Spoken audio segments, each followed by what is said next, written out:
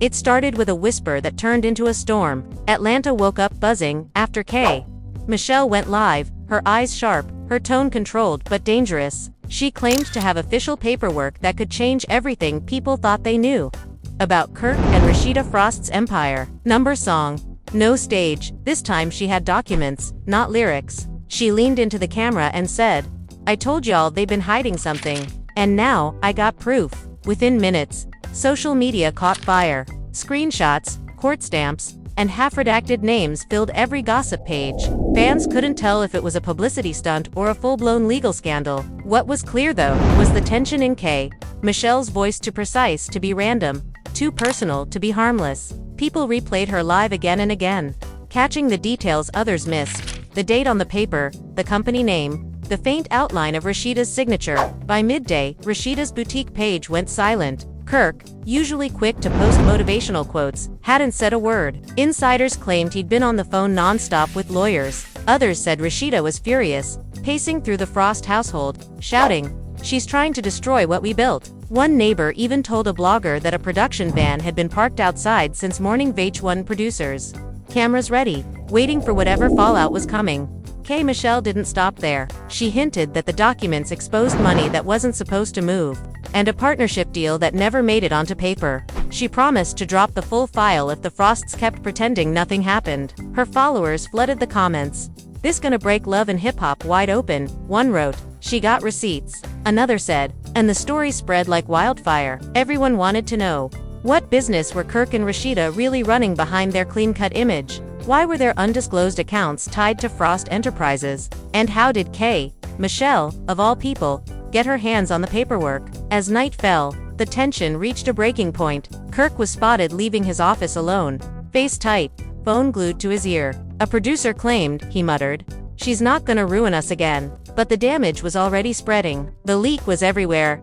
Hashtags trending, podcasts dissecting every line, and fans demanding answers. And in the middle of it all, K.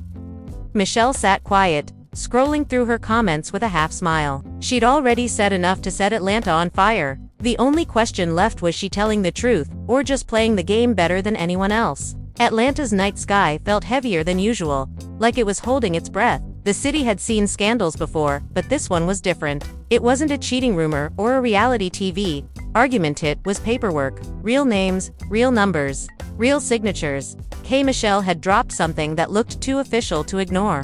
And the streets were alive with whispers. By the time the sun rose, Kirk Frost's name was trending everywhere. Blogs were calling it the Frost Files, and the hashtag Frost Scandal was exploding across every platform. Rasheeda sat in the corner of her boutique office, scrolling through her phone, jaw tight. Her assistant tried to speak, but she raised her hand, silencing her. "Don't say nothing yet," Rasheeda muttered. "Not till I talk to Kirk." Her phone rang again. This time it was Mimi, her voice sharp and urgent. "Girl, what the hell did K. Michelle just post? She's saying your company been under investigation since last year." Rasheeda exhaled deeply, her hands trembling slightly. "She's lying," she said, though her tone didn't sound fully sure. "We pay our taxes, our business clean. She just mad because we didn't promote her song." But even as she spoke, something in her gut felt wrong.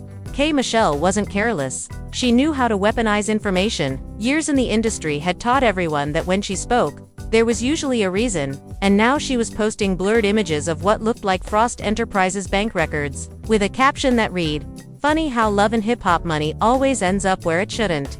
Meanwhile, Kirk was across town in his studio, pacing. His phone wouldn't stop buzzing. Calls from lawyers, producers, and friends all asking the same question, was it true? He slammed his phone down, muttering, "They wanna see us fall. Every damn time." His business partner, Tone, watched him quietly before saying, "Bro, you gotta control this. If that paperwork's real, we can't just say it's fake." Kirk's eyes darted up.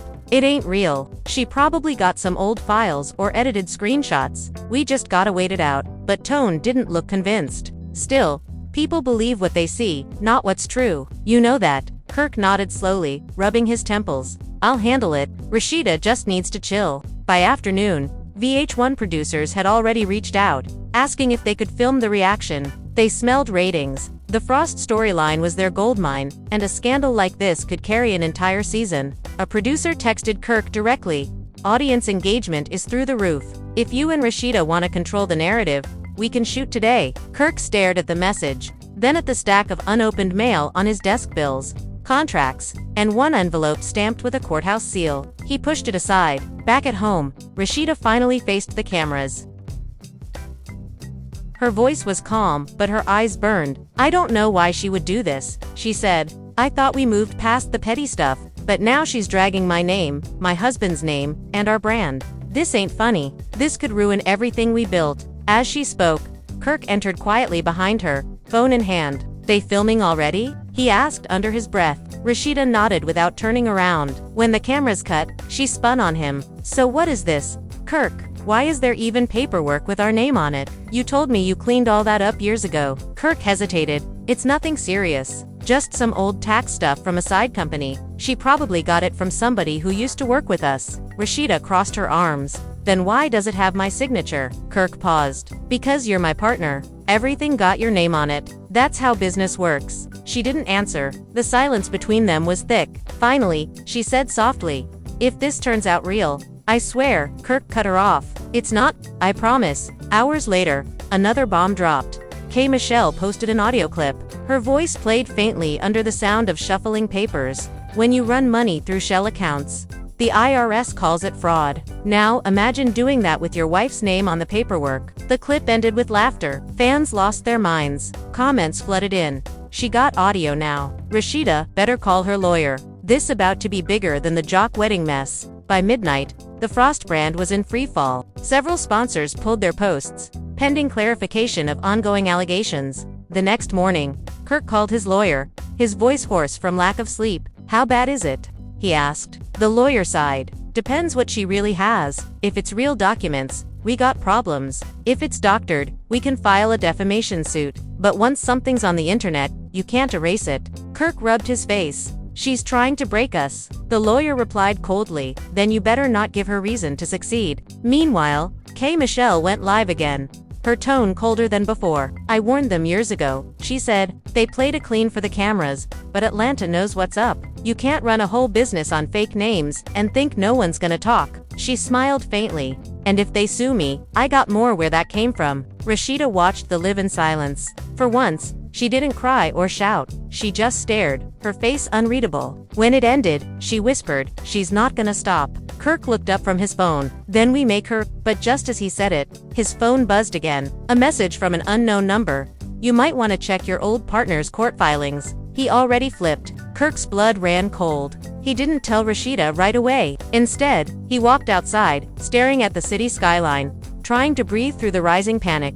The documents weren't fake. Someone from inside had turned them over. And if that was true, everything K. Michelle said might just be the beginning. The next morning began with flashing cameras outside the Frost home. The street was lined with cars, reporters, and fans trying to catch a glimpse of the chaos. Kirk stepped out wearing dark shades and a hoodie, refusing to answer questions. Rasheeda followed behind him, her face bare, her voice low. "Please, just give us some space," she said. But space was the last thing Atlanta was willing to give. The city was hungry for answers, and every gossip page was now calling it the biggest love and hip-hop scandal in years. Inside, Kirk slammed the door and threw his phone on the couch. "This is insane," he said. "They acting like we criminals." Rasheeda turned slowly. "And are we?" Her voice was sharp.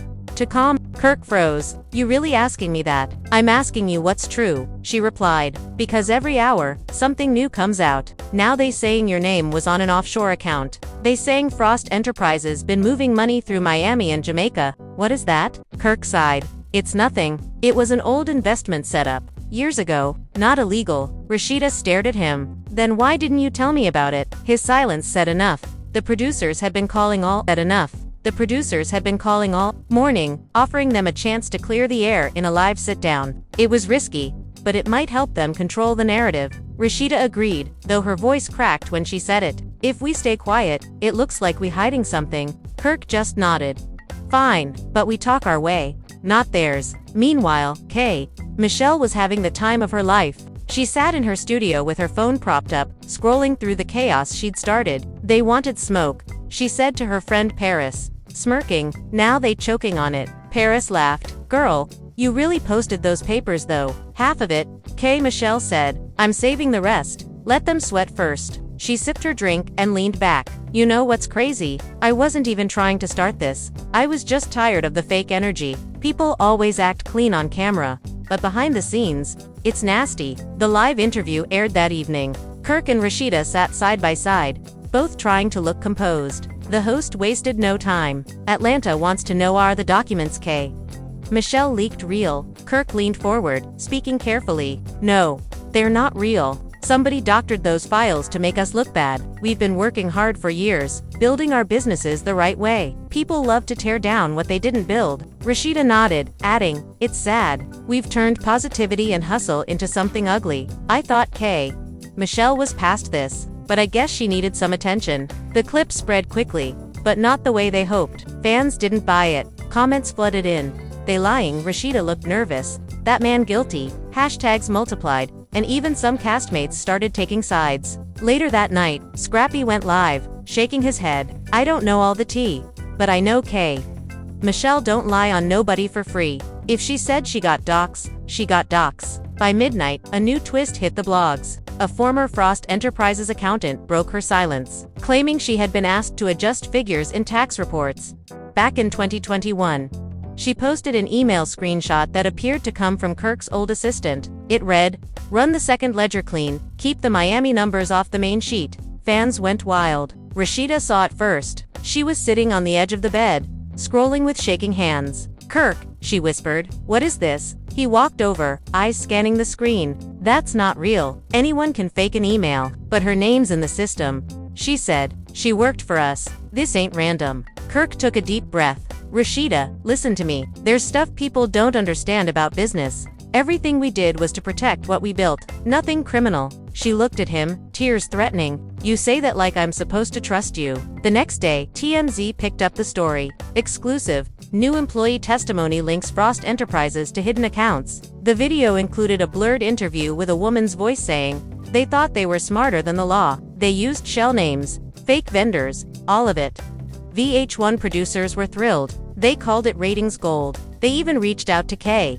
Michelle again, asking if she'd do a follow-up confession on camera. She said, "Depends on my mood." By now, even people outside Atlanta were talking. Fans overseas were posting reaction videos, dissecting every moment. Rasheeda looked like she just found out she married a scammer, one creator said. Another posted, "K. Michelle just blew the whole LHH empire up." But the real drama was still unfolding privately. Kirk received another anonymous text that night. "The files ain't the only thing out. Check your Miami contact. He's talking." His heart dropped. He knew who it was: Omar, the man who had helped him set up those offshore accounts back when money was tight. He tried calling, but the number went straight to voicemail. A few minutes later, an email arrived from an unknown sender with attachments labeled proof. Kirk opened one, and there it was. Scanned copies of contracts bearing both his and Rasheeda's signatures, along with bank statements that matched K. Michelle's claims. He sat frozen for several minutes, unable to speak. Finally, he whispered, "She got it all." Rasheeda entered the room quietly, her eyes red from crying. "What are you hiding from me now?" Kirk looked up, guilt etched all over his face. "Nothing," he lied. But she could see it. She grabbed his phone before he could stop her, and when she saw the emails, her breath caught. "You said it was old," she said in disbelief. "You said it was nothing." Kirk reached for her hand. "It was supposed to stay buried. It was just a backup deal. I never thought it'd come out." Rasheeda stepped back. "So it's true. All of it. You put my name on fraud papers." He shook his head desperately. "I did it to protect us." "You did it to protect yourself," she snapped. "You used me." The silence that followed was louder than any argument they'd ever had. Outside, the media vans were still parked. Inside, their marriage, once a TV fairy tale, was beginning to crack for real, and somewhere across town, K. Michelle watched the whole thing unfold from her phone, shaking her head. "I told them not to play with me." Rasheeda didn't sleep that night. She sat on the couch, her hair tied back, her phone face down on the coffee table. The house was quiet, except for the faint hum of the refrigerator and the occasional vibration of Kirk's phone somewhere in the next room. The world outside was watching, dissecting, laughing. Memes of her face from the interview were already everywhere. One said, "When the receipts hit harder than the beat." Another read, "K. Michelle ain't lying this time." Each one felt like a slap. By morning, Kirk emerged from the guest room, wearing the same clothes as the night before. He looked exhausted, like he'd been arguing with ghosts. "We need to talk," he said. Rasheeda didn't look up. About what? The fake accounts? The stolen money? Or the part where you dragged my name into something I had nothing to do with? Kirk sighed. You think I wanted this? I was trying to keep us afloat. After the last season, sponsors were pulling out, deals drying up. I had to move money around till the checks came in. Rasheeda turned slowly, her voice low and sharp. And that means putting my name on fake documents. You could have come to me, Kirk. You could have told me. He shook his head. And you would have left. You always threaten to leave when it gets hard. She laughed bitterly. No, I threaten to leave when you lie. And you've been lying for years. Before Kirk could respond, his phone buzzed again. He glanced down and froze. It was a message from VH1 producers. Urgent network legal team received subpoena related to Frost Enterprises. Need you both to come in today? Rasheeda saw the look on his face. What now? She asked. Kirk hesitated, then handed her the phone. Her eyes scanned the message slowly, and her hands began to shake. So it's real. It's not just gossip anymore. Meanwhile, downtown Atlanta was chaos. Reporters crowded the courthouse steps, cameras flashing as Michelle arrived in a black SUV. She stepped out wearing a sleek cream suit, hair pulled back tight, lips red. No questions, she said with a smile. But her eyes told a different story. She was enjoying every second of it. The rumor was she'd been subpoenaed to, possibly as a witness. The irony wasn't lost on anyone. In the VH1 office, Kirk and Rasheeda sat in a small conference room, surrounded by executives, lawyers, and producers. One executive cleared her throat. Look, we can't have another legal mess attached to the show. It's bad for advertisers. If this thing gets bigger, we'll have to cut you both from filming until it's resolved. Kirk slammed his hand on the table. You can't do that. The whole season's built around us. The executive stayed calm. Then fix it. Because as of now, your storyline's not worth the risk. Rasheeda looked down at her hands, silent. When they left the building, paparazzi were waiting. Someone shouted, Rasheeda, did you know about the fraud? Another yelled, Michelle says she has new proof. Care to comment? Kirk shielded her as they pushed through the crowd, but she pulled away, whispering, don't touch me right now. That evening, Atlanta Gossip Queen blog posted a new headline, exclusive audio from Michelle's vault proves Kirk's secret deal. The clip was grainy, but the voices were clear enough. Kirk's tone could be heard saying, as long as Rasheeda's name's on it, we good? Nobody gonna question a wife. The internet exploded. The comments were ruthless. Wow, he really said that. She'd been defending him for nothing. This worse than the baby scandal. Rasheeda watched the clip alone, tears rolling down her face. She replayed it over and over, each time hearing a little more, each time breaking a little deeper. Meanwhile, Kirk was at the studio, pacing again. Tone sat across from him, shaking his head. Bro, this is bad. You can't just write it out. People think you used your wife. That's the one thing fans don't forgive. Kirk snapped. I didn't use her. I did what I had to do. Tone replied quietly. Intent don't matter now. Perception's already set. A few hours later, Mimi called Rasheeda. Her voice was soft. You okay, girl? Rasheeda wiped her eyes. No, Mimi, I'm not. He lied to me again. And this time, it's not about another woman, it's about everything we built. Mimi sighed. Men like Kirk think they can fix things by covering them up, but you can't bury truth forever. It always crawls back out. The next day, Michelle dropped a bombshell on her Instagram. She posted a short video of her holding a thick folder labeled Atlanta Financial Records. Her caption read, Truth, don't need editing, folder labeled Atlanta Financial Records. Her caption read, Truth, don't need, hungry for the next revelation. At 8 p.m. sharp, she went live again. They said I was messy. They said I was lying. But y'all ready to see who's really been stealing? She opened the folder on camera. Blurred names and figures filled the pages. But one line was clear. Rasheeda Frost joint signatory. She looked straight into the lens. You can't hide behind love forever. Business is business. Comments flew in like sparks. She exposing everything. Rasheeda, better run. This getting ugly now. Within minutes, Kirk's phone lit up again, this time from his lawyer. Don't say a word publicly. The lawyer warned, we're filing for an injunction first thing tomorrow. Kirk nodded numbly. She's trying to ruin us. No. The lawyer said flatly. She's already done it. Back home, Rasheeda stood by the window, watching the headlights outside. Kirk entered quietly. We need to be together on this, he said. They trying to split us apart? She turned to him, her expression empty. You did that yourself. He stepped closer. I'll fix it. She shook her head slowly. You can't fix something that's rotten from the inside. Just then, her phone buzzed a message from Michelle herself.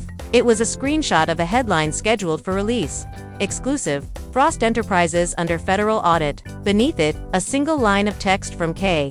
Michelle, told you I had more. Rasheeda's knees went weak. Kirk grabbed her before she fell. She bluffing, he whispered, but his own voice shook. And outside, the world waited for the next explosion, because everyone knew the real fallout hadn't even started yet. The next morning felt like the air itself had turned heavy. Atlanta woke to breaking news, alerts, local networks, gossip blogs, and even mainstream outlets were running the same headline. Frost Enterprises officially under investigation. Cameras swarmed their house again, reporters yelling questions over one another. Kirk tried to wave them off, but the more he ignored them, the louder they got. One reporter shouted, "Is it true the IRS froze your accounts?" Another yelled, "Has Rasheeda filed for divorce?" That one made him stop for a second before pushing past. Inside, Rasheeda sat on the couch in her robe, staring blankly at the TV.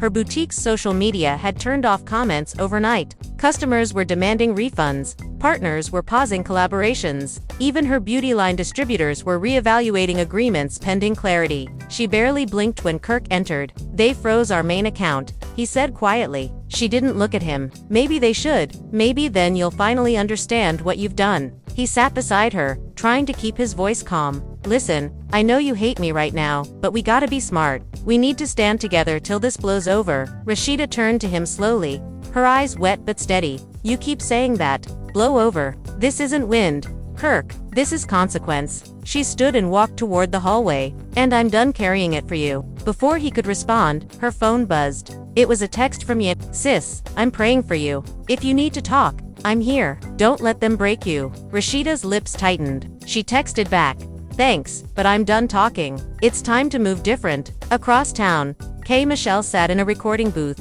her phone propped up as she recorded a voice memo. "Since they think I'm doing this for attention, let's clear the record," she said into the mic. "This ain't about fame. This about truth. When you fake for TV long enough, real life comes to collect." She hit stop, then posted it as a story with a caption, "Truth has no expiration date." By afternoon, the Frost scandal had gone national. Entertainment Tonight aired a segment titled From Love to Lawsuits, The Fall of Kirk and Rasheeda Frost. They replayed clips of the couple from their early seasons, young, smiling, building their brand. Then the tone shifted to the leaked documents, the frozen assets, and K.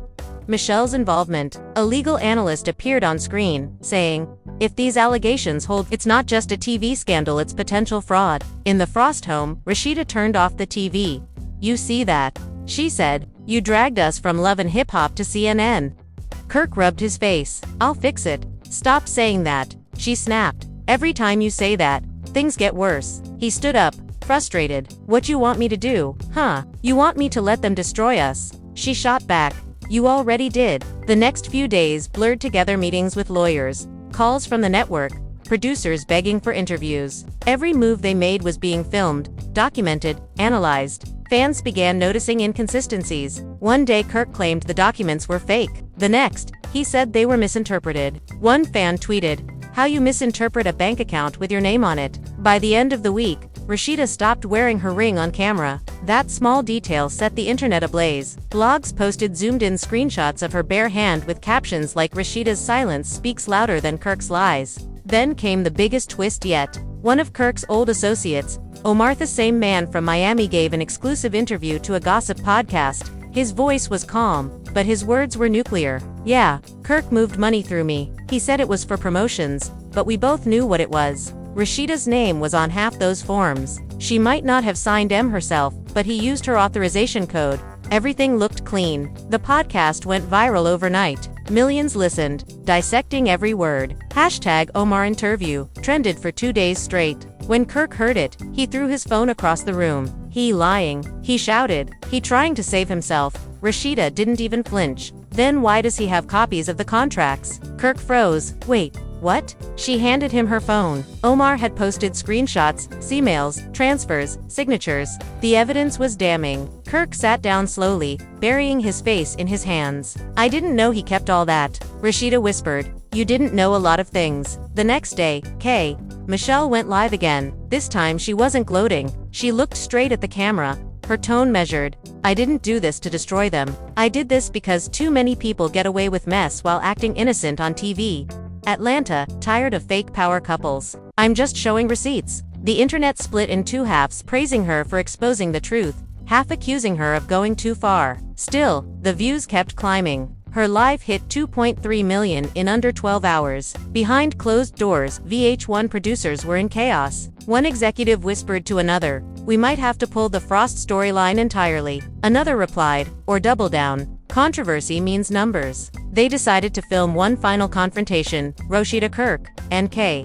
Michelle, in the same room. When the call came through, Rasheeda didn't hesitate. "Set it up," she said. Kirk looked at her, confused. "You serious?" "Yeah," she said. "If this is how it ends on camera." The shoot was scheduled for Friday. Everyone knew it would be explosive. Security was increased. Producers rehearsed exits, and even castmates warned, "Somebody gone, throw hands." Atlanta buzzed like it was fight night. That Friday morning, as the cameras were being set up, K.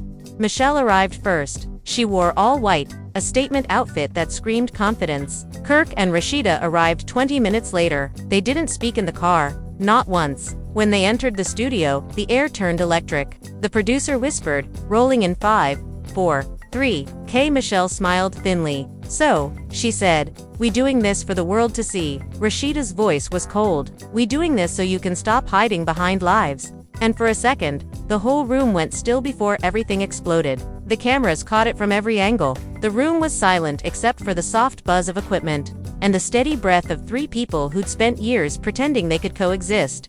K. Michelle sat forward, elbows on the table, that slight smirk still on her face. Kirk leaned back, arms crossed, trying to look calm. Rasheeda's hands trembled in her lap, though her voice didn't show it when she spoke. "So let's talk about it. You said you got court documents. You said, we stealing money? Show the world what you got." K. Michelle tilted her head, almost amused. "You really want to go there?" "We already there," Rasheeda said. A producer motioned for the cameras to zoom closer. Kirk's jaw tightened. "Nah, you not about to disrespect my wife again for clout," he said. K. Michelle laughed under her breath. "Clout? You sitting in a studio with fraud charges hanging over your head, talking about clout." Kirk slammed his hand on the table. "Watch your mouth." Rasheeda turned sharply. "Don't you tell her to watch hers when you can't control your own." The air cracked. Everyone in the room felt it. One of the producers stepped forward quietly, trying to calm them, but no one was listening anymore. K. Michelle reached into her bag and pulled out a thin stack of papers. "You want proof? Fine. This is part of the Miami file. That's your name right there, Kirk. And that's your wife's signature. These are from the same filings that got picked up by the investigation." Rasheeda's face went pale. She looked down, scanning the pages, eyes darting back and forth. The paper trembled slightly in her hand. "This can't be real," she whispered. "That's not my signature." K. Michelle shrugged. "Then maybe you should ask your husband why your name's there." Kirk reached across the table, snatching the documents. "You're not supposed to have these. You can get charged for leaking sealed records." K. Michelle didn't flinch. "Then charge me, because leaking sealed records." K. Michelle didn't flinch. "Then charge me, because I'm tired of men like you thinking paperwork makes them untouchable." The cameras zoomed in tighter. The energy was thick enough to choke on. Rasheeda stood abruptly, the chair scraping against the floor. "I can't do this." She turned to walk out, but Kirk grabbed her arm. "No, don't walk out. That's what she wants." "Let me go," she said quietly.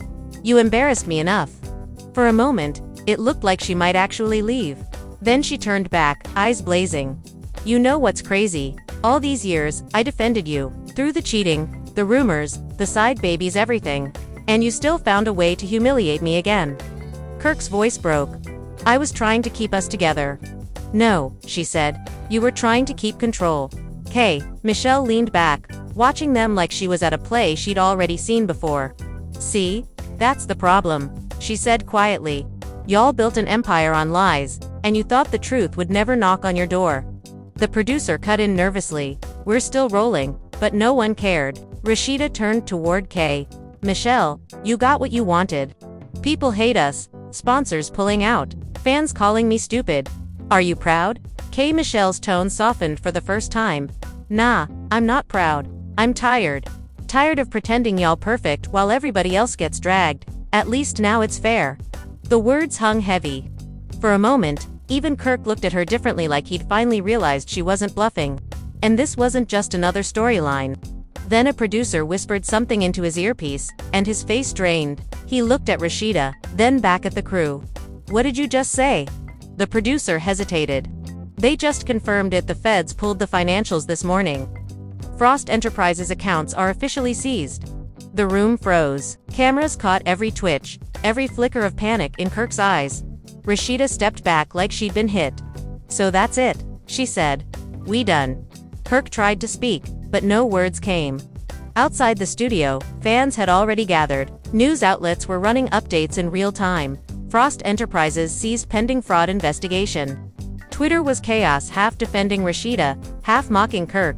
Memes, reaction videos, live commentaries, it was everywhere. Inside, Michelle stood slowly, straightening her jacket.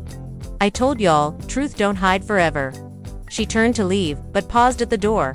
"And Rasheeda, don't let this man bury you twice." The door shut behind her, and the room went silent again. The producer stopped filming, but the mics kept running. Kirk whispered, "We can fix this. We just gotta stick together." Rasheeda laughed through her tears. "We, Kirk, there ain't no we anymore." She walked out, ignoring the flashes of the cameras waiting outside. Fans shouted her name, but she didn't stop. She just kept walking, head high, tears streaming, until the car door closed, and the noise faded. Back inside, Kirk sat alone in the empty studio, the weight of years crashing down at once. The man, who'd once bragged about never being caught, now had nothing left to protect. And somewhere across Atlanta, Michelle's phone buzzed nonstop. New followers, new messages, new headlines. She scrolled through them quietly, then locked her phone and whispered to herself, "Now maybe they'll finally believe me." The episode aired 2 weeks later, unedited. Fans called it the most raw thing ever shown on VH1. Some said it was karma, others said it was justice. But for the people inside that story, it was neither. It was the sound of everything falling apart live, on camera, with the whole world watching. And the real shock, it wasn't over yet, because days later, another name appeared in the leaked documents. Someone no one expected, and Atlanta, once again, was ready for round 2. 3 days after the episode aired, Atlanta didn't feel like Atlanta anymore. Every radio station, every gossip blog, every brunch table was buzzing about that last 5 minutes when the screen froze on Michelle's warning, and the narrator's voice whispered. New evidence suggests someone close to the Frosts was also involved. Nobody knew who that someone was, but rumors spread like smoke in a locked room.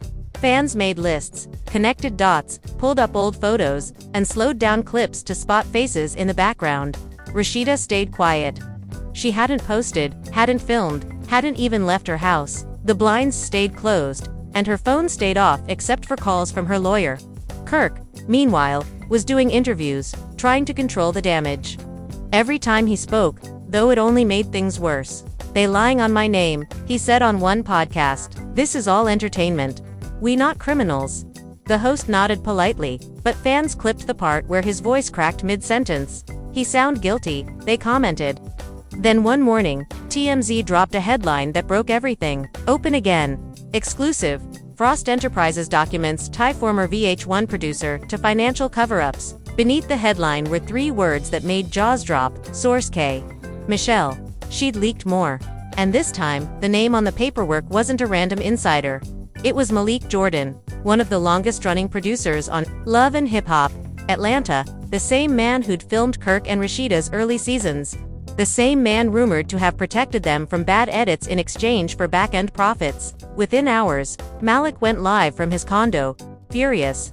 "Y'all really think I'm part of some fraud ring?" he said, pacing across his balcony. Michelle been obsessed with tearing this show down for years. She lying. She trying to drag everybody down with her. But the damage was already done. VH1 quietly suspended him, pending investigation. Across town, Michelle sat with her phone buzzing nonstop. She didn't look happy this time. Paris asked her, "You sure about this? This ain't just drama anymore. This legal now." Michelle stared at the screen, her voice flat. "They've been using this show to wash money for years. People need to know." Rasheeda finally broke her silence 2 days later. She went live on Instagram, her face bare, her tone shaky but calm. "I didn't want to say nothing before 'cause I didn't even know what to say," she began. "But I need y'all to hear this from me. I didn't know about any fraud. I didn't sign no fake documents. And I never stole from nobody. I built everything I got with my own hands. I'm tired of being blamed for things I didn't do. The comments flooded in.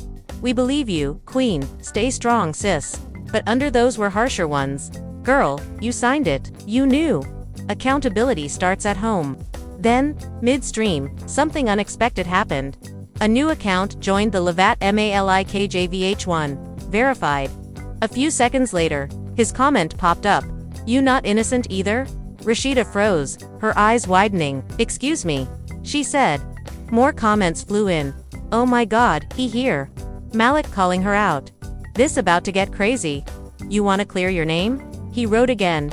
Tell them about the boutique deal. Rasheeda's hand trembled slightly. What boutique deal? She said. You know what I'm talking about, Malik replied. The fake inventory, the fake invoices. You let Kirk file those under your name for a tax break. You played dumb, but you knew what was going on. The chat exploded. Hundreds of hearts, comments, shocked emojis flying across the screen. Rasheeda's mouth opened, but no words came out. She ended the live abruptly. Within seconds, screen recordings of the moment spread everywhere. Blogs called it the Atlanta confession that wasn't. Later that night, K. Michelle posted a tweet. When you play innocent, the truth plays louder. No tag. No hashtag, but everyone knew who it was for. By the next morning, the Frost home was surrounded again. Kirk yelled at the cameras from the driveway. Y'all got no respect. Get off my property. Reporters shouted questions anyway. Did Rasheeda falsify inventory records? Is Malik telling the truth? Kirk, are you facing jail? Time. He stormed back inside, slamming the door so hard the glass rattled. Inside, Rasheeda sat at the dining table, scrolling through her phone. They think I'm a criminal now, she whispered. Kirk dropped his keys. They always think the worst. They want a story. She looked up at him. Then give them one. Tell them what really happened. He stared at her for a long time, then said quietly, You really want the truth out? I'm done hiding, she said. That night, Kirk called a press conference. It was streamed live from a rented hall, lights glaring, cameras packed shoulder to shoulder. He stood behind the podium, voice steady at first. I made mistakes, he began. I moved money I shouldn't have. I signed papers I didn't fully read. But I didn't do it alone. A murmur rippled through the crowd. Rasheeda, sitting off to the side, tensed. Some of the people involved ain't even being named yet, Kirk continued. People at the network, producers, partners. I'm not taking this fall by myself. Before reporters could ask questions, he dropped a folder on the podium. These are the real receipts, he said. Emails, transactions, everything. And if I go down, so do they. Flashes burst from every direction. Within minutes, clips of the moment hit every platform. BH1 released a short statement. We are aware of the ongoing legal situation involving Kirk and Rasheeda Frost. We have launched an internal review.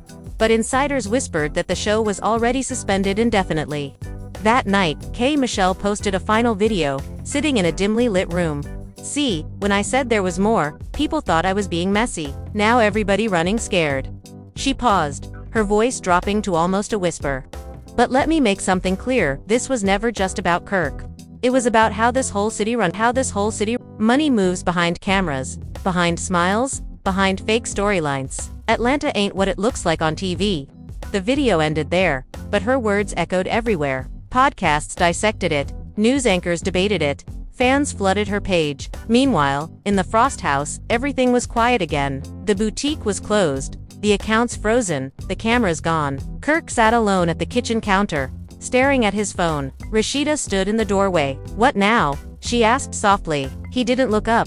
Now, he said, we wait. And outside, the world kept talking, spinning theories, guessing who else might be named next. Because if Atlanta had learned anything from this storm, it was that no secret stayed buried for long. And K.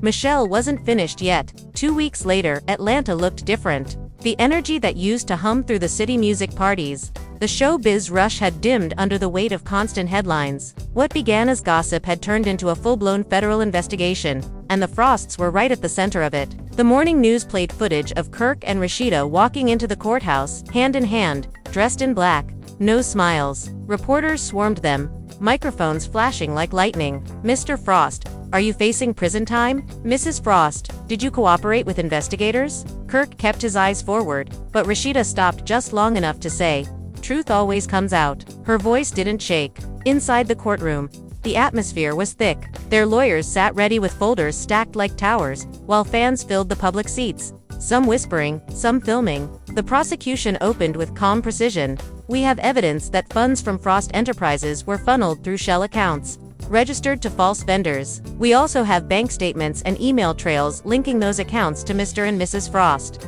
Kirk's face didn't move, but his hands clenched under the table. Then came the shocker. K. Michelle was called as a witness. The courtroom buzzed as she walked in, dressed simply, her expression unreadable. She took the stand, swore in, and met Rasheeda's eyes. Neither blinked. The attorney asked Ms. Pate, "Can you explain how you obtained these documents?" K. Michelle adjusted the mic. "Some of them were leaked to me anonymously. Some, I got from people who used to work for them. I didn't forge nothing. I just put the truth out there." "And why did you decide to make this public?" She paused, glancing toward Kirk. "Because people like him think fame makes them bulletproof. They smile on camera and lie off it. I've been quiet for years, watching folks get away with dirt. Not this time." Rasheeda spoke suddenly from the table. "You think this makes you better than me? You using this like a trophy?" The judge banged the gavel. "Mrs. Frost, that's enough." But the words hung there, heavy and raw. By the end of the first day, social media had already turned the trial into a spectacle. Live tweets, courtroom sketches, fan theories. It felt like a reality show without a soundtrack. That night, Rasheeda sat alone in her hotel room, the city lights stretching across the window. Her phone buzzed with messages she didn't read. She replayed K. Michelle's testimony in her head, over and over. It wasn't just about business anymore. It was about dignity, about how far things had fallen. Kirk knocked softly before entering. "They want us back tomorrow for questioning," he said. Rasheeda didn't look up. "I'm tired, Kirk. I don't even know who we are anymore." He sat down beside her. "We're survivors." She gave a hollow laugh. "No, we're a headline." Across town, K. Michelle did another live, but her tone had changed. She wasn't laughing or throwing shade. "You know what's crazy?" she said quietly. "I didn't even feel good about today. I thought exposing the truth would feel like justice, but it just feels sad. These are real people, real families. I wanted honesty, not destruction." Comments poured in.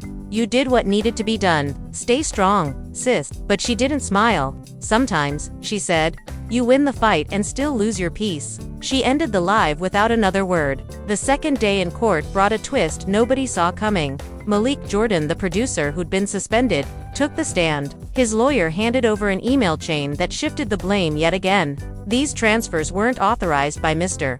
Frost alone," Malik said. "The network knew. They used the money to fund certain productions off the books." Gasps rippled through the courtroom. "Are you saying VH1 executives were aware of this?" the attorney asked. "Absolutely," Malik replied. "They told us to keep quiet to protect the brand." The room erupted. Reporters scribbled. Phones buzzed. Lawyers whispered. Suddenly, the case wasn't just about Kirk and Rasheeda, it was about the network, the show, and everyone tied to it. VH1 issued a statement within hours.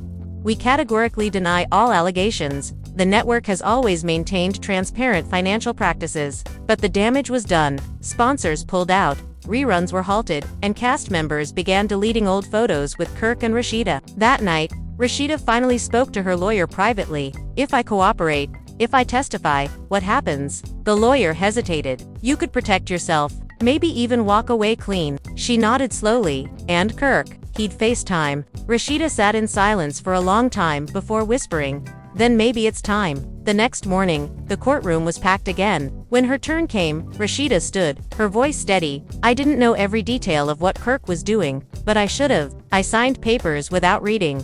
I trusted when I shouldn't have. I let love blind me from the truth. So if that makes me guilty, then I'm guilty of believing in the wrong person." The crowd fell silent. Kirk turned to her, eyes wide. "You really doing this?" he whispered. She didn't answer. Outside, as the couple left the courthouse separately, fans were divided again. Some said Rasheeda finally found her voice. Others said she betrayed her husband. The only person who seemed quiet about it all was K. Michelle.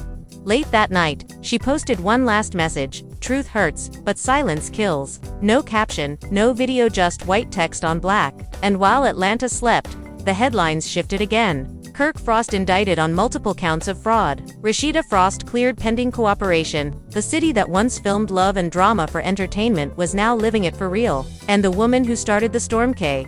Michelle, watched from her window, whispering to herself, "I told them this wasn't a show." But even she didn't know what was coming next, because somewhere in the federal files, there was one more name circled in red ink. And when that name leaked, Atlanta wouldn't just gossip, it would burn. The leak happened on a quiet Sunday morning. The city was half asleep, church bells ringing faintly through the neighborhoods. Then, one blog post changed everything. Exclusive. Federal documents reveal third-party linked to Frost investigation. Yandy Smith Harris named in unsealed files. The headline spread like fire in a dry forest. Within 10 minutes it was on every platform: Twitter, Instagram, TikTok, newsfeeds. Fans were in disbelief. Yandy, the one always preaching about business ethics, mentorship, and women's empowerment, suddenly tied to the same scandal that had swallowed Kirk and Rasheeda. By noon, Yandy's team released a statement denying everything. Mrs. Smith Harris has never been involved in any financial wrongdoing. Her name appears in unrelated partnership records, not criminal documents, but nobody cared about legal phrasing. The internet had already decided she was guilty by association. Rasheeda saw the headline from her hotel room. She sat up slowly, rubbing her eyes, then whispered, "No way." She called Yandy immediately. "Tell me this ain't real." Yandy answered on the second ring, her voice shaking. "Rasheeda, I swear to God, I don't know how my name in that mess. I had a collab with Frost Enterprises years ago, one pop-up event in New York. That's it. Now they acting like I'm laundering money." Rasheeda sighed. "Girl, this thing bigger than any of us now." Across town, K. Michelle was sitting in her car, parked outside her studio, phone in hand. She hadn't posted since the verdict. She just watched, scrolling through reactions, seeing her name tagged in every post about the new leak. Fans were divided, some calling her the whistleblower who exposed Atlanta, others calling her the destroyer of black business. She typed a caption and deleted it 3 times before finally posting, "Truth don't pick sides. It just reveals who's hiding." Minutes later, Yandy went live, eyes glassy, voice tight with anger. "Let me make this clear. I had nothing to do with Kirk's business. Nothing. I built my own brand from the ground up. But people love to drag your name when they can't drag your piece." The comments section was a war zone. "She lying. Nah, Yandy to real for that. K. Michelle coming for everybody now." And then, as if scripted by fate, K. Michelle joined the live. The viewer count exploded instantly, over 200,000 people watching. Yandy froze when she saw her name appear. "So you finally here," she said. K. Michelle's voice came through, calm and cold. "I didn't leak your name, Yandy. The courts did. You wanna be mad at somebody? Be mad at the paper trail." Yandy laughed bitterly. "Girl, you've been sitting on documents for months. Don't act innocent now." "Innocent?" K. Michelle said. "No. Honest. Yeah, you and Mendice's been moving quiet for a reason." The tension was electric. Thousands of comments flew by every second. "Oh my God, they fighting live.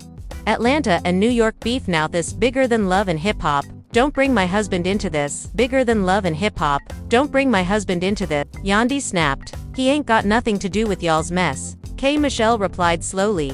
"Then why his signature on a wire transfer to Frost Enterprises in 2021? The internet erupted. The audio glitched for a second from the overload of viewers. But it was too late. The clip had already been screen recorded, shared, remixed, and dissected by every gossip outlet online. The next morning, a verified news page released a cropped image of the alleged document showing M. Harris as a listed vendor for a Frost project labeled consulting fee. The caption read, "Did Yandy's husband unknowingly help Kirk move funds?" Mendice's posted instantly, "Y'all not dragging me into no Atlanta scam. I worked on a video shoot they never paid for. That's all." But the internet wasn't listening anymore. Every story now connected back to one woman, K. Michelle.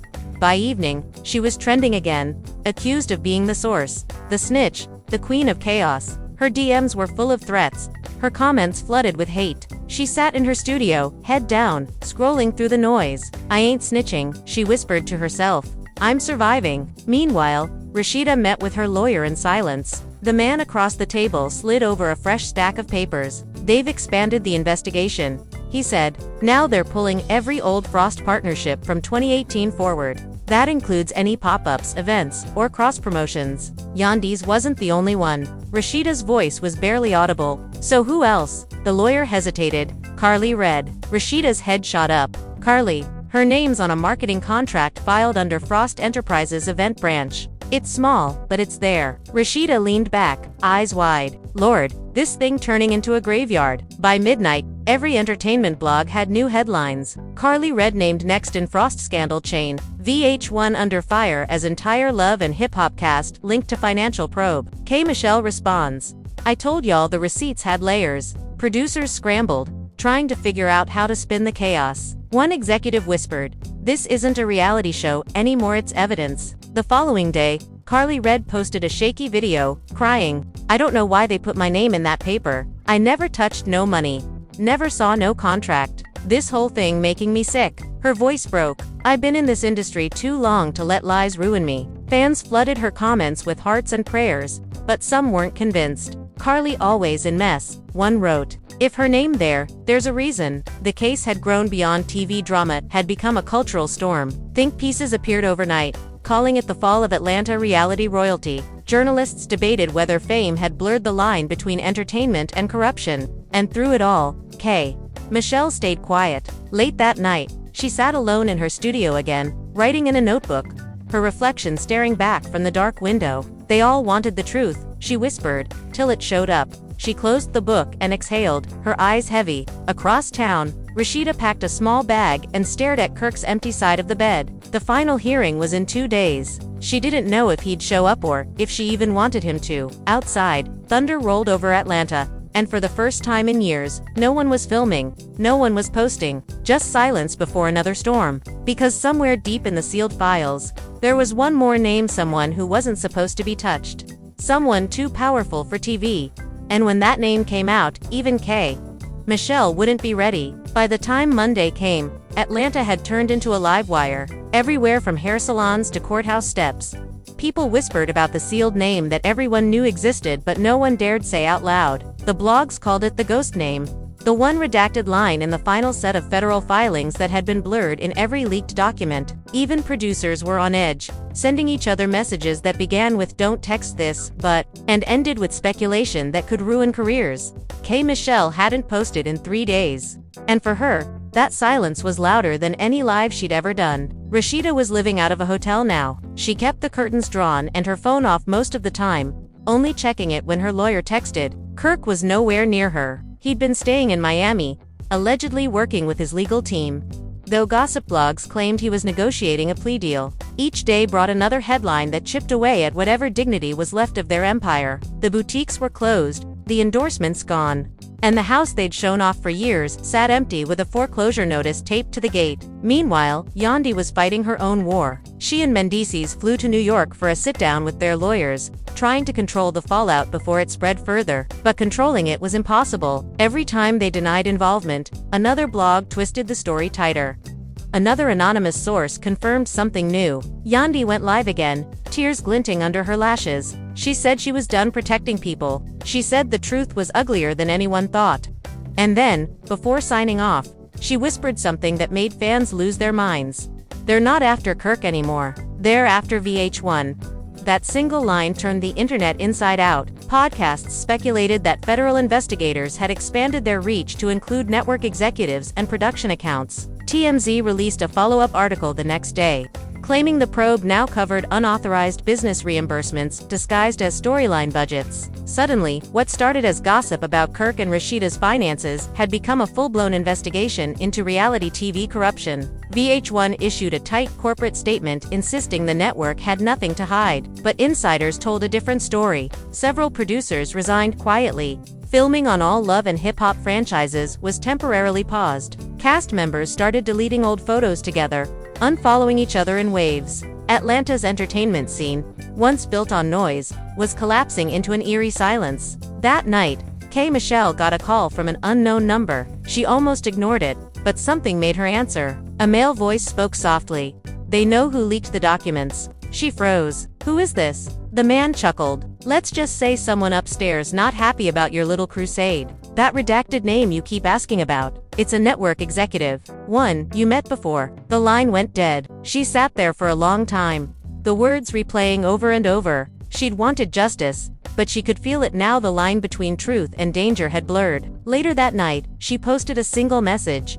You think exposing corruption is loud? Wait till silence answers back. Within minutes, her fans flooded the comments, guessing what she meant. The next morning, federal agents were photographed walking out of the VH1 Atlanta offices, carrying boxes. News anchors called it a developing story. Former staffers began speaking anonymously, claiming funds meant for cast payments had been redirected into private accounts. One mentioned Kirk's name again. Another mentioned a covert executive slush fund. But the real bomb dropped when a leaked screenshot from court documents finally surfaced on Reddit, and blurred, uncensored, and unmistakable. The name listed was Greg Shapiro, VH1's former vice president of programming. Fans were stunned.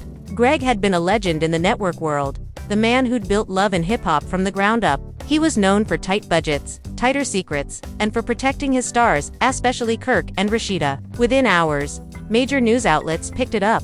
Former VH1 executive under investigation for wire fraud and conspiracy. The headlines read, "The documents claimed Greg had orchestrated hidden financial pipelines that allowed select cast members to move money through production accounts without immediate oversight." For the first time, even K.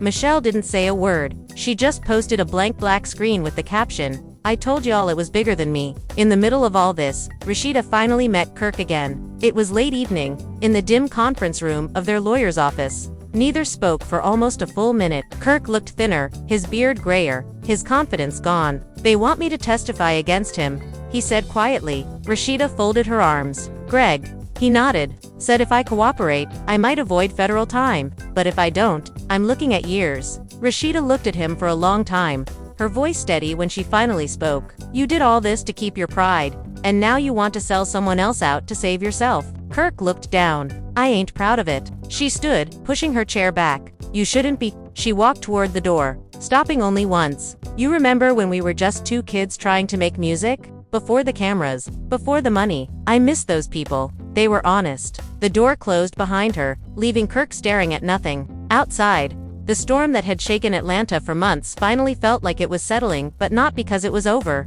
It was because there was nothing left to destroy. The show that once defined black reality TV, The show that once defined black reality TV was now evidence in a federal case. Cast members scattered, reputations in ruins, friendships burned beyond repair. And yet, somewhere downtown, a quiet conversation was happening behind closed doors. Producers, lawyers, and network heads discussing a new deal. They wanted to rebuild, to rebrand, to return. The working title was whispered in the room, like a secret promise: Love and Hip Hop, Redemption. But the city knew better. Atlanta had seen too much, and even if the cameras rolled again, the people behind them would never look the same. Years passed, and Atlanta changed in ways that no one could have imagined. The bright colors of the skyline, once alive with the pulse of ambition and the hum of cameras, faded into something quieter, something heavier. The streets still buzzed with music and gossip, but the voices that once defined the city's sound were gone. No more staged arguments, no more confessionals, no more cameras catching tears that weren't always real. What was left was the truth, raw, uncomfortable, and permanent. Rasheeda lived far from the city now. After the hearings ended and the final verdicts were handed down, she sold the last of her boutiques and moved to a small town outside Savannah. The house she chose wasn't grand. Not like the one fans used to see on TV. It was quiet, shaded by magnolia trees, with a porch that caught the evening breeze. The neighbors didn't know her past, and she never offered it. She went by her middle name, Marie, and told people she worked in consulting. Sometimes she still caught herself turning when someone said Rasheeda at the grocery store, expecting a camera or a fan. But there was only the hum of small-town life, steady, unbothered, and uninterested in who she used to be. The Frost Empire was gone. Kirk had taken a plea deal after months of silence. He'd tried to fight, tried to talk about network corruption and mismanagement, but in the end, it didn't matter. The papers still said his name first. He served time quietly 2 years, reduced for cooperation. By the time he came out, Atlanta had moved on. His old studio had been sold, his business partners had scattered, and even his old friends from the show had unfollowed or blocked him. When he tried to call Rasheeda, she didn't answer. There wasn't anger in her silence, just exhaustion. She'd spent too many years waiting for him to change. This time, she chose peace instead.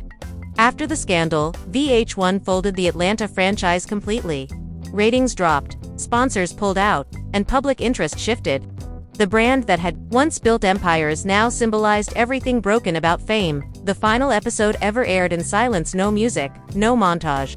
Just a black screen with white text that read, "Thank you for watching." There were rumors of a reboot, whispers of a streaming deal, but it never came. Too much damage had been done. K. Michelle disappeared for a while after that last post. People thought she'd gone into hiding, but she hadn't. She moved to Nashville and started recording again, this time without labels or contracts. Her songs were stripped down, just her voice, piano, and truth. The first one she released was called Paper Crown. It wasn't a chart topper, but it became something else, a cult favorite. The kind of song that lived quietly in playlists of people who'd lived through betrayal and come out the other side changed. The lyrics were direct but poetic.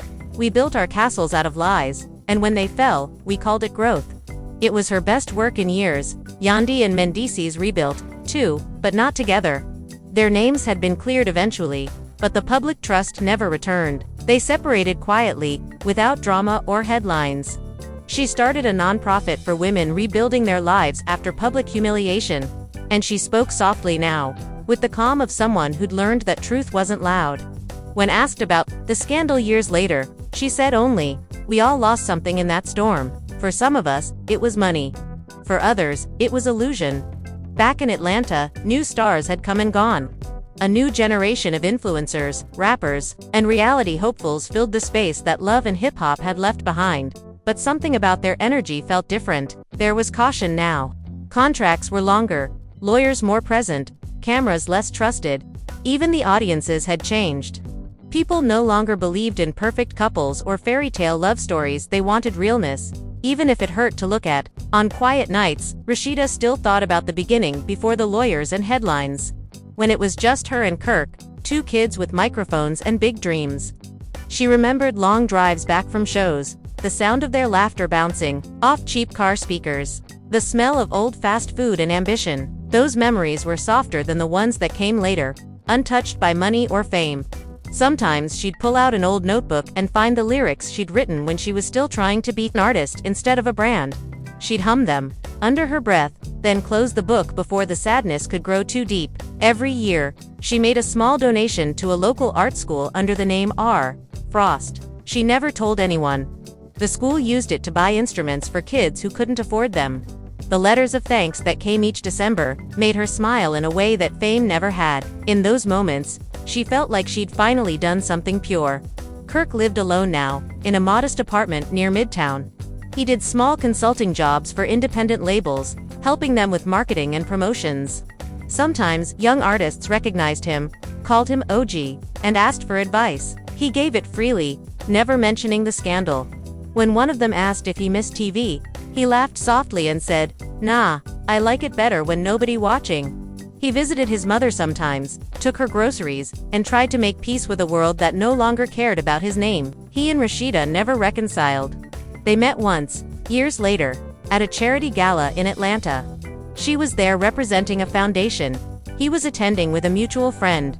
When their eyes met across the room, there was a flicker of something, recognition, memory, maybe even forgiveness, but neither approached. Later that night, as she left, she passed by his table. He stood, nodded once, and she returned the gesture. It was quiet, dignified, final. K. Michelle's career slowly found its second wind. Her new music wasn't mainstream, but it was respected. Critics called her raw, fearless, haunted. She never responded to old interviews about the Frost scandal again. Once, a reporter asked if she regretted leaking the documents. She paused for a long time before answering. "Regret's too easy," she said. "Sometimes truth don't fix things. It just frees you to stop lying." There was one final surprise though. A documentary appeared on a small streaming service titled Unfiltered, The Fall of Love and Hip Hop. It wasn't promoted widely, but word spread fast. It was quiet, introspective, filmed years after the dust had settled. There were no flashy edits, no screaming matches. It was just raw footage of the people who had lived it. Rasheeda sat in her garden, soft sunlight on her face, talking about the cost of survival. "I thought strength meant staying," she said. "But sometimes, strength is leaving before the fire burns you, even if you built the house." K. Michelle appeared to, speaking from a recording studio. "We all did what we had to do to be seen," she said. "Some of us told stories. Some of us became them. Even Kirk agreed to speak. His part was short, filmed in a small office filled with records. "I did wrong," he admitted. "I lied, I covered things, I hurt people who didn't deserve it. I thought I could fix everything, like I always do. But some things you don't fix, you just live with them." The documentary ended with a shot of Atlanta at dusk, traffic glowing under orange skies. The voiceover Rasheeda said softly, "People used to say Atlanta was built on hustle. Maybe that's true, but I think it's built on forgiveness, too. Because even when we lose everything, we still try again. And maybe that's the only legacy worth leaving." The credits rolled over her words, fading into a slow montage of empty studios, closed boutiques, and quiet streets where once there had been noise. When the film finally ended, the internet was quiet. Number debates, no gossip, just silence. People didn't mock or analyze. They listened. For once, Atlanta had told its story without filters, and it didn't need to trend. In her final years, Rasheeda found peace and simplicity. She taught small business classes at a community center, helping young women avoid the mistakes she made. She never mentioned her fame, though some recognized her. She always smiled when they asked if she was that Rasheeda, then said, "Not anymore." Kirk passed away quietly in his sleep a few years later. The news made a small ripple online, a few tribute posts, a handful of nostalgic clips from the old show. Rasheeda didn't speak publicly, but she sent flowers to the funeral, white roses tied with a ribbon that read, "Thank you for the memories." Michelle attended the service, sitting in the back row, her sunglasses hiding her eyes. When the music started, a soft instrumental version of one of Rasheeda's old songs, she looked down and whispered, "Full circle." She left before the cameras outside could catch her. After that, time moved differently. Atlanta rebuilt itself again, as it always did. New stars rose, old scandals faded, and the city's heartbeat found a new rhythm.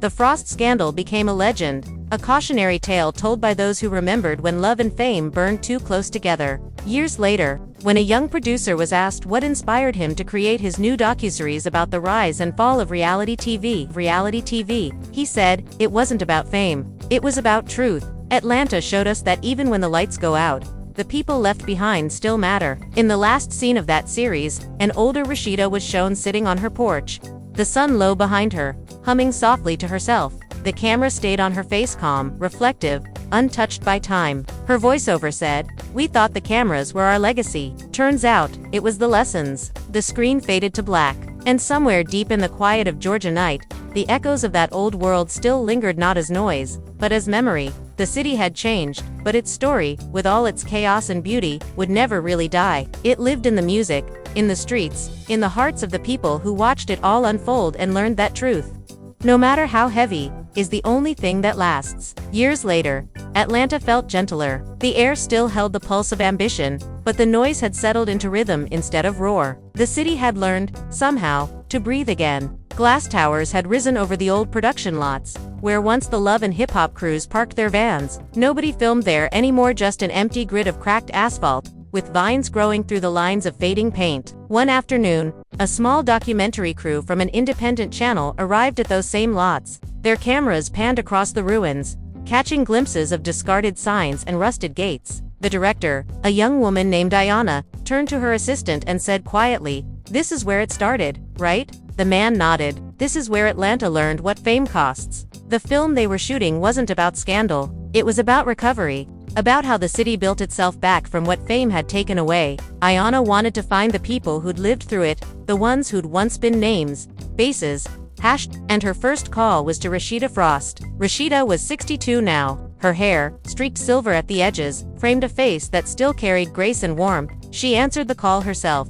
Her voice was soft, deliberate. "You want to talk about the past?" she asked. Ayanna replied, "Only if you want to." After a long pause, Rasheeda said, "All right. Come tomorrow. I'll make tea." The next day, the crew arrived at her home by the sea. The house was modest but alive, sunlight pouring through white curtains, soft music playing from an old record player. She wore a pale linen dress, bare feet against the wooden floor. As the camera rolled, she spoke without hesitation. "There was a time I thought peace was something you bought," she said. "A house, a car, a name. But peace isn't a thing. It's a choice. Every morning, I wake up and choose to forgive the version of me who didn't know better." She smiled faintly. "And some days, I even believe her." They asked her about Kirk.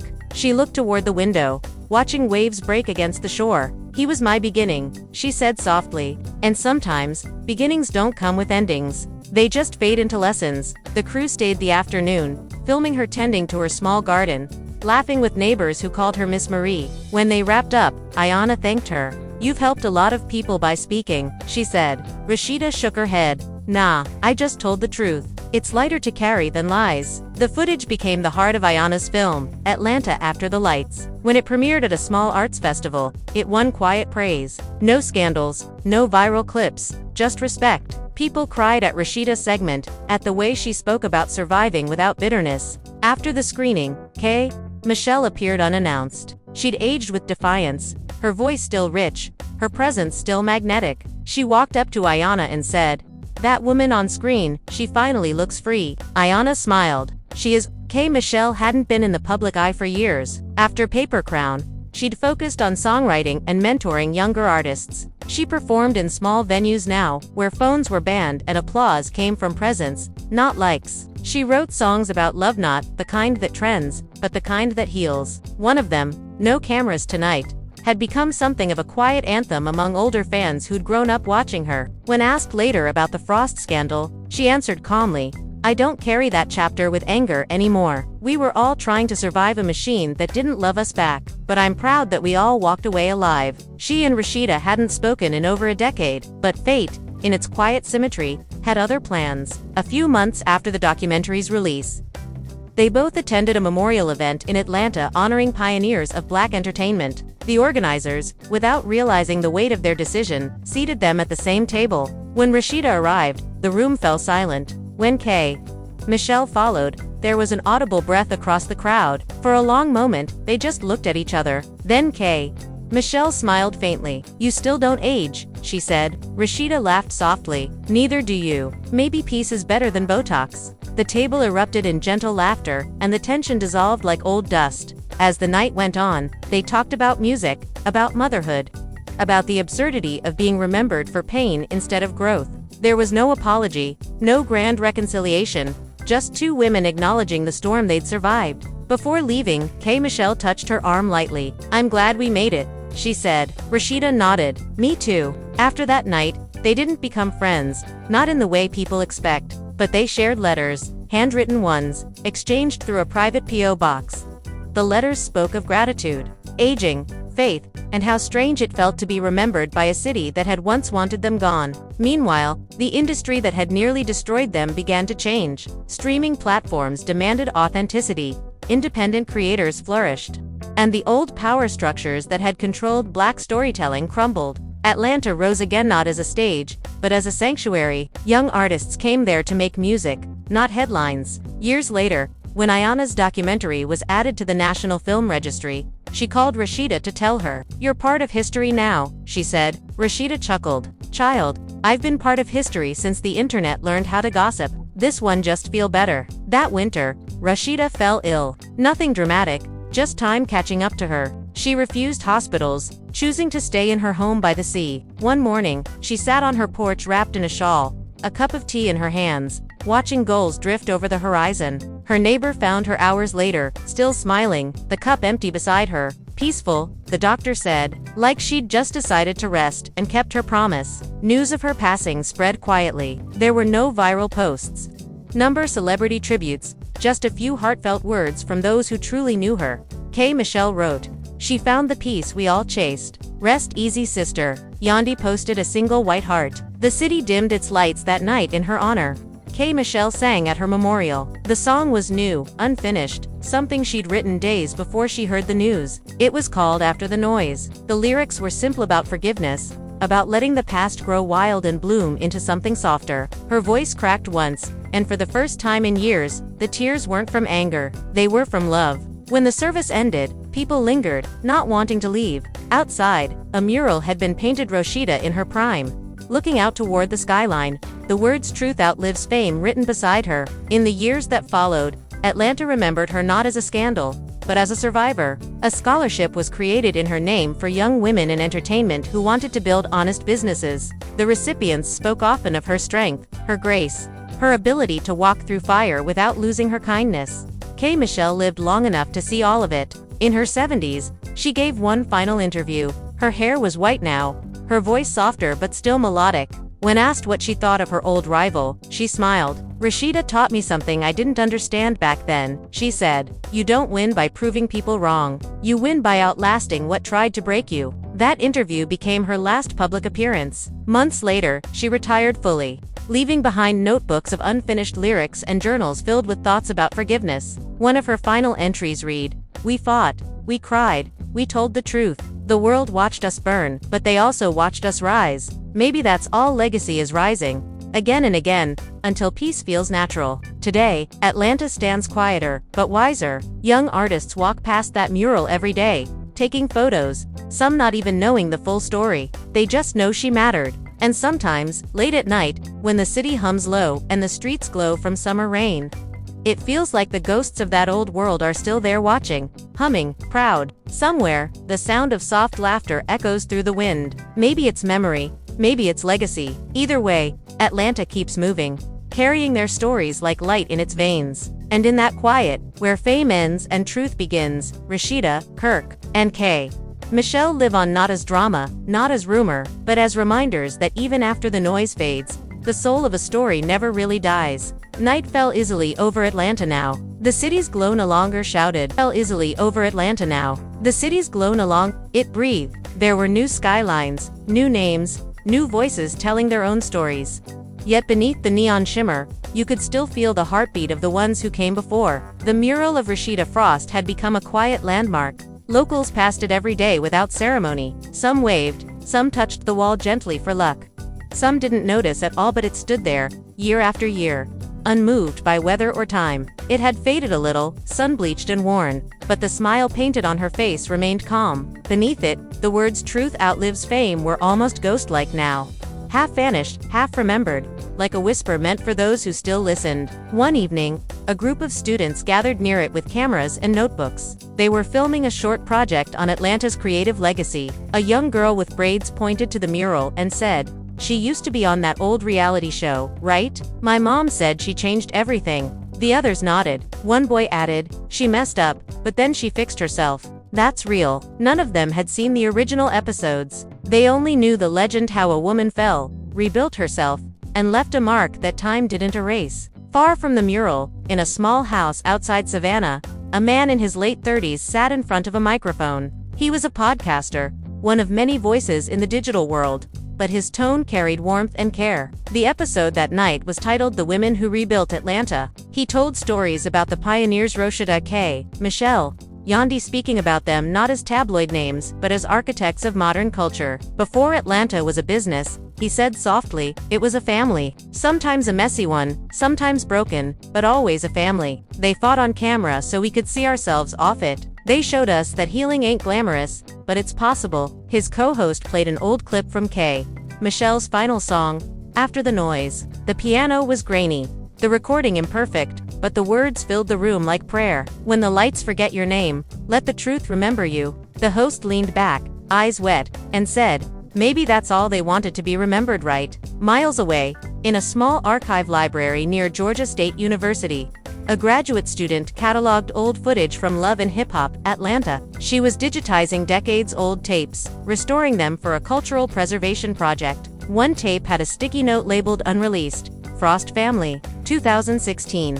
She clicked play, expecting drama, but what she found instead was quiet Rasheeda laughing with Kirk over breakfast, their son dancing in the background. No scripts, For a moment, the room filled with a kind of warmth she hadn't expected. She smiled and whispered, they were just people. She saved the clip and marked it for public viewing in the museum exhibit called Atlanta Uncut. Decades blended into each other. The scandal that once consumed Atlanta became a story told in classrooms. Professors used it to teach media ethics, cultural impact, and the evolution of reality storytelling. The students listened, fascinated, not by the mistakes but by the resilience. Atlanta had birthed stars, but more importantly, it had birthed lessons. Outside the academic world, new generations of artists began to revisit the voices of the past. A young R&B singer, inspired by Kay, Michelle, sampled her lyrics in a song that went viral on streaming platforms. The title was Paper Hearts, a nod to Paper Crown. In interviews, the singer said,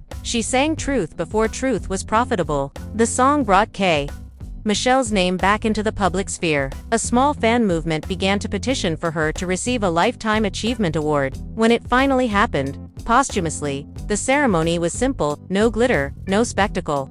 Just her music echoing through a theater filled with people who had been shaped by her courage. In the same year, a foundation unveiled a scholarship in Rasheeda's honor. It funded young Black women starting small businesses, especially those from single-parent homes. At the ceremony, one of the recipients read a letter she'd found in an old magazine article. It was something Rasheeda had said in one of her last interviews. "Success ain't about being seen, it's about being steady." The audience stood to applaud, not out of obligation, but out of understanding. Time kept doing what it always did, softening edges, mending what it could, leaving scars where it couldn't. Atlanta remained the same city that broke and healed in the same breath. Its skyline glittered with new towers built by people who grew up watching the ones who came before fall and rise again. On a quiet anniversary of the first season of Love and Hip Hop, Atlanta, the network that once filmed it released all episodes online for free. They didn't advertise it, they just uploaded the entire collection, edited, unfiltered, raw. A few curious fans rediscovered it, posting clips to social media. And surprisingly, the comments weren't cruel this time. They were nostalgic, reflective. "We didn't realize how real this was," one wrote. They were living their lives, not just playing roles. In a small art gallery near Edgewood, a new exhibit opened called Atlanta Remembers. Photographs lined the walls, black and white portraits of the people who had defined the city's entertainment era. In the center hung a frame showing Rasheeda and K. Michelle together from that memorial years ago. Both smiling, both tired, both whole. Underneath, a small brass plaque read, "For the women who carried truth through fire and still found beauty in the ashes." As the lights dimmed in the gallery each evening, a recording of After the Noise played softly through the speakers. Visitors lingered in front of that photograph, taking in the stillness of it. It wasn't about fame anymore, it was about legacy, and if you stood there long enough, you could almost hear their laughter drifting somewhere just beyond the walls. Atlanta's nightlife still pulsed, but differently now. Artists played in small clubs, families gathered in street festivals, and the stories told on stage carried echoes of what once was. Nobody needed to say the names aloud anymore. They lived in the rhythm, in the lyrics, in the quiet faith that truth, no matter how long it takes, always comes home. So the city went on. Lights blinked over highways, songs rose from basement studios, and murals watched over it all, like old saints. In one corner, a child asked his mother who the woman on the wall was. She smiled and said, "She told the truth, baby. That's why she's still here." The boy nodded, not fully understanding, and ran off toward the music. His laughter joined the hum of Atlanta's eternal heartbeat, a sound made of redemption, resilience, and something softer than fame. Somewhere out there, in that rhythm, the spirits of Rasheeda, Kirk, and K. Michelle danced not as ghosts of scandal, but as guardians of a story that refused to fade. And the city, grateful for all they had given and all they had endured, whispered back the only thing it ever truly owed them: thank you. Decades later, Atlanta had forgotten how to stand still. It was a living pulse of steel and sound, music spilling from new rooftops, trains humming through the city's veins, murals rising like memories across brick walls. But beneath all the noise, there was a stillness that hadn't existed before. It was the kind that came from wisdom, the kind that only a city scarred and healed could hold. 100 stories had bloomed since the scandal that once shook the South, but somehow, the old names still lingered, not in tabloids or gossip blogs, but in the quiet corners of culture.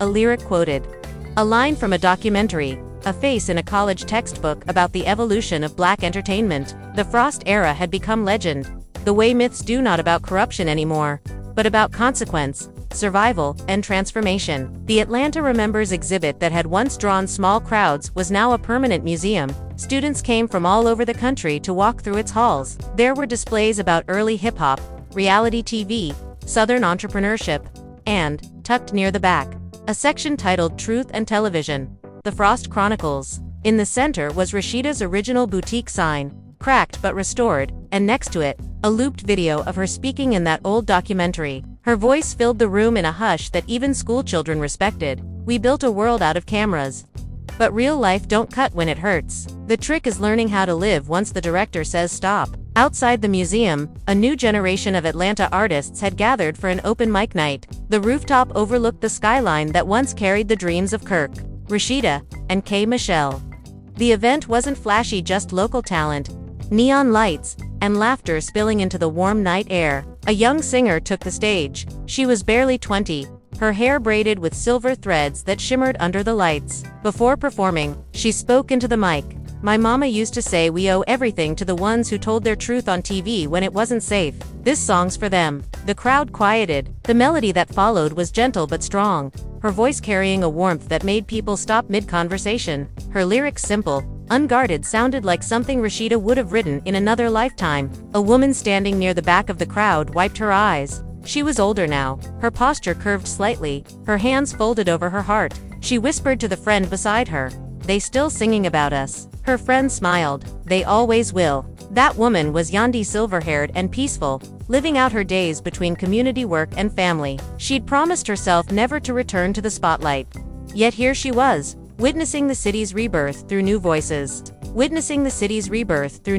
After the show, she slipped away quietly, leaving a donation in the venue's box with a handwritten note that said, "Keep creating. Don't let the world tell you what your story should sound like." The next morning, Atlanta woke to another mural, brand new, painted overnight. It stretched along the side of an old studio building, the same one that had once been Kirk Frost's headquarters. The mural showed three silhouettes standing under an open sky. One held a microphone, another held a rose, and the third stood between them, her hand resting on both shoulders. No names were written, no dates, just a single phrase painted beneath.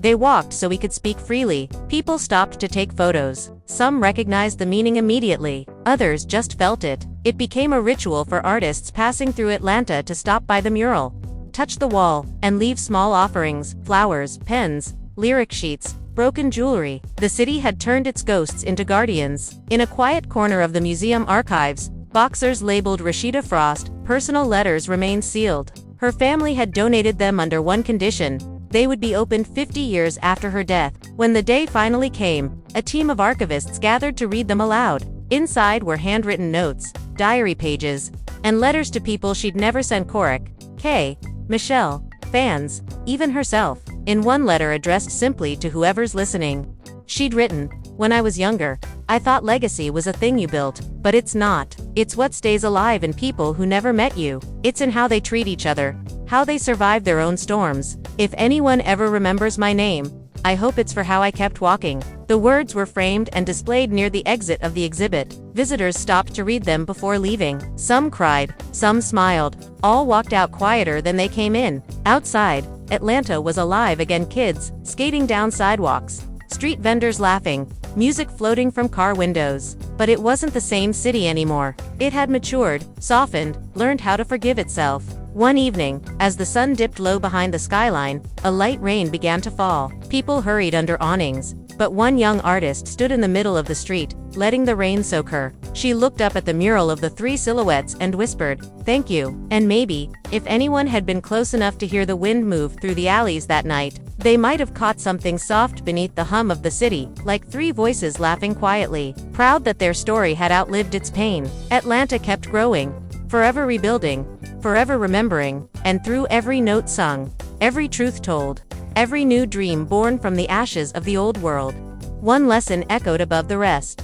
The cameras might stop rolling, but the truth keeps recording. If you're still here, watching, listening, breathing in every part of this story, then maybe you already understand what it was really about. It wasn't just a scandal. It wasn't about courtrooms, or contracts, or who leaked what first. It was about people, flawed, brilliant, ambitious people trying to make sense of fame, love, and forgiveness under lights too bright to be kind. You've seen them fight, fall, and find their way again. You've watched the city change, you've watched hearts break, and you've seen what happens when truth refuses to stay quiet. And now, as the noise settles and the screen fades, it's your turn to decide what stays with you. Because somewhere between the headlines and the hashtags, there was always a message. That ambition without honesty burns fast. That love without trust collapses. And that no matter how hard the world tries to turn your mistakes into your identity, you have the right to start again. Rasheeda proved that. She showed the world that silence isn't weakness, it's the sound of healing. That stepping away isn't quitting, it's choosing peace. When the cameras stopped following her, she didn't disappear. She rebuilt,